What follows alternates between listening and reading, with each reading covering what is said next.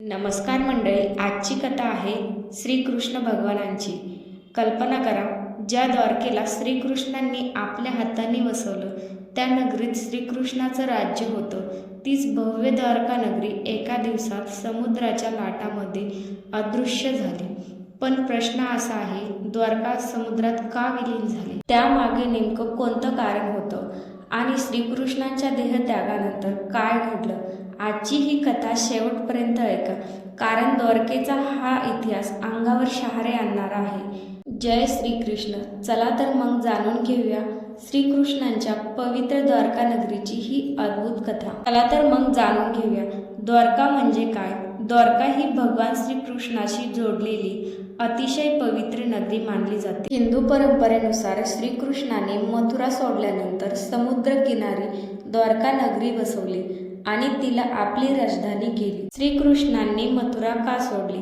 कंसाचा वध केल्यानंतर श्रीकृष्ण मथुरेत राहू लागले, पण कंसाचा सासरा जरासंध श्रीकृष्णावर अत्यंत क्रोधित होता। त्याने वारंवार मथुरेवर आक्रमण केले, यामुळे मथुरेतील लोकांचे रक्षण करणे कठीण होऊ लागले। श्रीकृष्णांनी विचार केला, माझ्यामुळे माझ्या प्रजेचा जीव धोक्यात येऊ नये, म्हणून त्यांनी मथुरा सोडून सुरक्षित ठिकाणी नवीन नगरी वसवण्याचा निर्णय घेतला। समुद्रातून उभी राहिलेली द्वारका।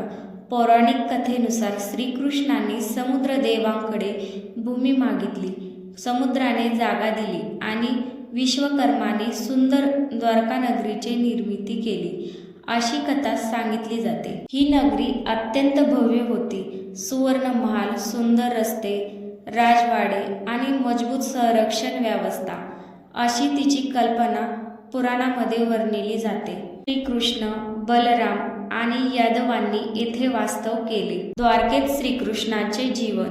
द्वारका ही केवळ श्रीकृष्णाची राजधानी नव्हती, तर यादवाचे प्रमुख केंद्र होते। श्रीकृष्णाचे रुक्मिणी, सत्यभामा आणि इतर पत्नीसोबत जीवन, त्यांचे राजकारण, पांडवाशी संबंध आणि महाभारतातील अनेक महत्त्वाच्या घटनांमध्ये द्वारकेचा संबंध येतो। श्रीकृष्णांनी पांडवांना अनेक वेळा मार्गदर्शन केले। श्रीकृष्णाच्या युद्धात त्यांनी स्वतः शस्त्र न उचलता अर्जुनाचा सारथी होण्याचा निर्णय घेतला। मग द्वारका समुद्रात कशी गेली? ही कथा अतिशय भावनिक आहे। महाभारताच्या मौसल पर्वत यादव वंशाच्या अंताची कथा। येथे यादवामध्ये झालेल्या संघर्षामुळे यांचा विनाश झाला। यानंतर श्रीकृष्णाने पृथ्वीवरील आपले कार्य पूर्ण केले। श्रीकृष्णांच्या देहत्यागानंतर अर्जुन द्वारकेत पोहोचला आणि यादव, स्त्रिया व मुलांना सुरक्षित ठिकाणी घेऊन जाण्याचा प्रयत्न केला।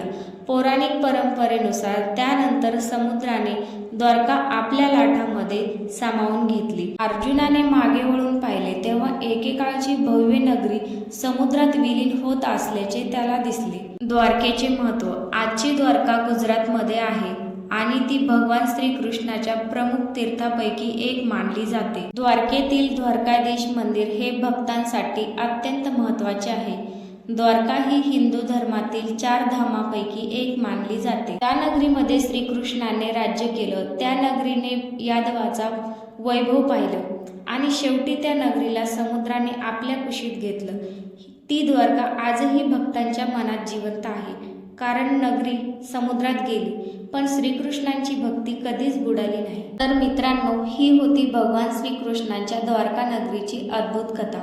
द्वारका समुद्रात विलीन झाली, पण श्रीकृष्णांची भक्ती आणि त्याची शिकवण आजही आपल्या मनात जिवंत आहे। तुम्हाला ही कथा आवडली असेल तर व्हिडिओला एक लाईक करा, आपल्या कुटुंबियासोबत आणि मित्रांसोबत शेअर करा आणि अशा सुंदर पौराणिक कथा ऐकण्यासाठी आपल्या मराठी स्टोरी वर्ल्ड चॅनलला सबस्क्राईब करायला विसरू नका। पुन्हा भेटूया अशाच एका सुंदर कथेसह। तोपर्यंत जय श्रीकृष्ण।